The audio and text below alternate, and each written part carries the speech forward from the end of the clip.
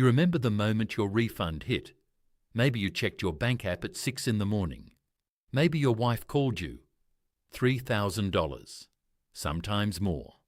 And somewhere in the back of your mind, a thought. Maybe now is the time to get that car. That thought, that exact thought, is what they are waiting for. Not some of them. All of them. Every franchise lot, every independent dealer, every buy here, pay here operation in your city has been preparing for this moment since January. They bought cheap while you were busy with the holidays. They stocked their lots with inventory they picked up at a discount. And now that the refunds are landing, they are ready to sell it back to you at the highest prices they have posted all year. This is not coincidence. This is not the market. This is a coordinated seasonal strategy. And I spent 15 years on the inside watching it run like clockwork every single spring. My name is not important. What I did for 15 years is dealer lots, wholesale auctions, finance offices. I left because I got tired of watching decent people hand over their tax refund, money they worked a full year for, and drive off in something worth less than they paid before they even got home. What I am going to show you in the next few minutes is the playbook they run every March and April, every tactic, every line they use, and the exact tools and moves that dismantle it before you sign a single piece of paper. Here is what they know that you probably don't. In 2025, the average federal tax refund was $316. In 2026, that number is projected to jump by nearly $1,000, pushing the average above $4,000 in liquid cash sitting in buyers' bank accounts right now. The IRS deposits it. The marketing teams at dealerships track it. They know the window, they plan for it, and the preparation starts before you ever walk onto the lot. In January 2026, before the refunds arrived, wholesale prices for used SUVs, pickups and EVs dropped by $600. Luxury vehicles dropped by more than $1,000. Dealers were buying at the bottom, stocking inventory at the lowest acquisition cost of the year. Then March arrived, refunds started landing, and according to Cox Automotive's Manheim Index, used car values at dealer auctions spiked 6.2% compared to the prior year, hitting a seasonally adjusted average of $19,692, the highest price since May 2023. The economists who track this data use two words to explain it: tax refund season. That is not a coincidence. That is a business model. The dealer who bought a truck for $14,000 in January is now listing it for $19,500 in March. Not because the truck changed, but because you did. You have cash. You are emotionally ready to buy. And they know that buyer urgency in March will absorb a markup that the same buyer in December would have walked away from. It is not illegal. Raising a sticker price when demand rises is just pricing. But here is the part they do not advertise. The same car they are selling you for $19,500 was available for $1,000 less 2 months ago. The market did not move. The calendar did. There is a second layer. The FTC spent years documenting what happens once buyers with cash in hand walk through the door. The tactic they called junk add-ons, mandatory extras bundled into the deal after you have already decided to buy, generated consumer losses the FTC described as billions of dollars annually. Nitrogen-filled tires, VIN etching, duplicate paint warranties. Things that cost the dealer almost nothing, bundled in with language that makes them sound like required fees. The FTC CARS rule, the Combating Auto Retail Scams Regulation, was written specifically to make this illegal. Dealers must now disclose the actual offering price. They cannot charge for add-ons without your explicit, informed consent. That rule exists because without it, the behavior was universal. 2 layers. Seasonal markup on the front end. Manufactured add-ons on the back end. Neither of them requires a dishonest dealer, just a rational one. The math works, and it has been working for decades. Here is how you dismantle it. The first thing they are counting on is that you don't know what the car is worth before you walk in. Not generally, specifically. Not around $18,000, but $17,400 based on that exact year, make, model, trim level, mileage and condition. Compared to actual recent sales in your zip code, there is a free app called Copilot. Find it at copilotsearch.com or in the App Store.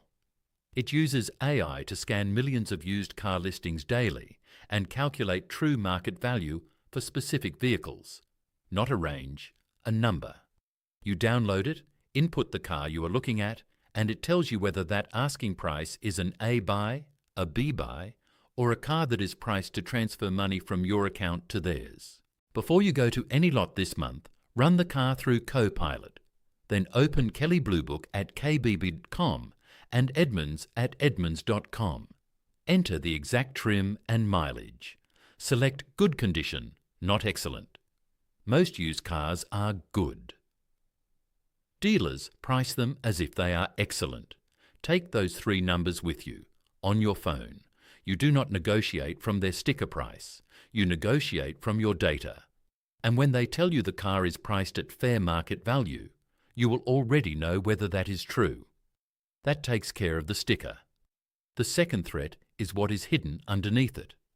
A woman in Ohio bought a used SUV last spring, tax season, cash down payment, full price. Drove it home. 3 weeks later, the transmission started slipping. Her mechanic pulled the car's diagnostic history and found pending codes that had been cleared recently. Not fixed, cleared. The check engine light that should have been glowing on the test drive had been switched off hours before she arrived. This is common. I watched it happen on lots I worked. A car comes in with a check engine light. Instead of repairing the underlying problem, the service department clears the code. The light goes off. The car goes to the front line. The buyer test drives a car that looks fine. The codes come back within days of purchase. An OBD-II scanner reads what was cleared and what is still pending. The VPeak OBD check BLE runs $30 on Amazon. The Mucar BT200 runs $79 at mythinkcar.com. You plug it into the port under the dashboard on the driver's side. The car off, ignition to on, and you open the companion app on your phone. It pulls stored codes, pending codes, and the readiness monitors that show whether those codes were recently cleared. If you see a cluster of readiness monitors that aren't ready, that is a car that was recently driven through a code clearing cycle. That is a car that had a problem somebody didn't want you to find. If you don't want to buy the scanner today, drive the car to any AutoZone or O'Reilly during the test drive. Ask them to run a free OBD scan. They will do it on the spot. It takes 3 minutes. The woman in Ohio spent $4,200 on a transmission 9 weeks after she drove off the lot. The scan that would have caught it cost $30. You are already building a picture of the car before the salesperson knows what you know. Stay here, because the next move happens before you even open the door, and it is the one that catches problems no computer can see. Walk around the car before you get in, not a casual glance, a deliberate check. Take a refrigerator magnet, wrap it in a thin microfiber cloth so it doesn't scratch, and press it against every body panel. Doors, fenders, quarter panels, hood, trunk lid. The magnet will stick to bare metal. It will slide, drag, or fall off areas packed with plastic Bondo filler, the material body shops use to smooth over accident damage before a respray. If you want precision, a paint thickness gauge does the same thing digitally. The VVV Group model runs $40 to $70 on Amazon. Factory paint reads 4 to 7 mils. A panel that reads 15 mils has been filled and repainted. That car was in an accident. Somebody decided you didn't need to know. While you are walking the car, crouch down at the headlights and look inside the housing for condensation. Look at the engine bay bolts. Fresh rust patterns that don't match the car's age mean panels were removed and reinstalled. Pull back the trunk carpet and look for dried silt in the crevices, sand and grit in places that have no reason to be dirty. That is flood water that settled and dried. And before you test drive, look at the tyres. Bring a penny. Insert it upside down into the tread groove with Lincoln's head going in first. If you can see the top of Lincoln's head, the tread is at or below 232, legally bald. That is $800 in new tyres minimum that does not show up on the sticker price. If you have 17I95, the Jayco Tread Pro gauge at jaycosuperiorproducts.com gives you an exact reading across every groove.